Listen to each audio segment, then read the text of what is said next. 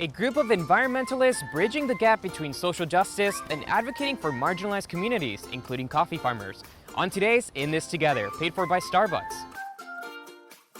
So intersectional environmentalism was a term that was largely inspired by Professor Kimberly Crenshaw.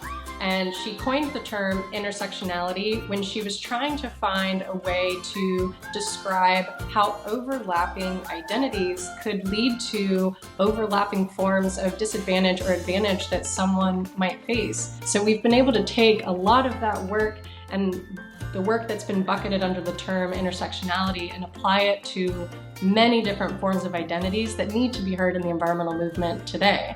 One of the most important pillars intersectional environmentalism stands on is inclusivity. Black, brown, indigenous, and people of color communities have different interpretations of what it means to protect the planet.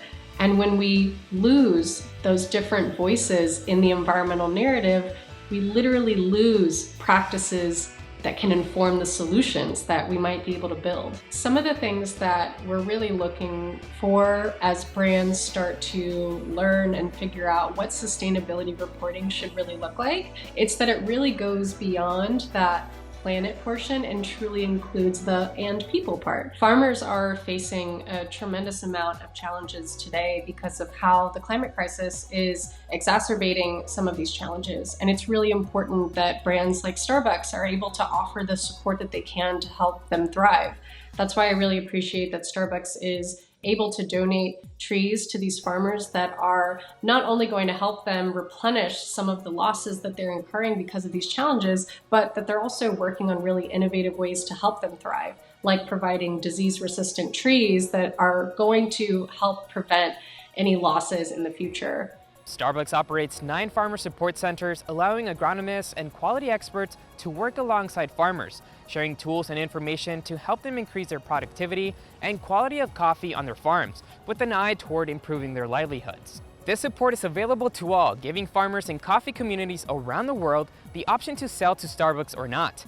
In 2020, they reached their goal of training 200,000 coffee farmers in hopes of improving the long-term sustainability of their crops. The farming industry is so integral to how we protect the planet. I'm really excited that brands like Starbucks are taking this time right now in order to ensure that there is a healthy dynamic between a brand and the partners that they have. This helps us to ensure that the farmers, the stewards of our planet, have what they need to be able to thrive both environmentally and economically, and make sure that they have a way to sustain and thrive their own lives as well. It's important to use intersectional environmentalism as that lens to work towards and inform the solutions that we're building alongside grassroots efforts to achieve environmental justice. Visit the intersectionalenvironmentalist.com to learn more about the work Deandra and team does and to have access to their resource hub. That's it for today. Thank you so much for watching. I hope you're doing well. And remember, we're all in this together.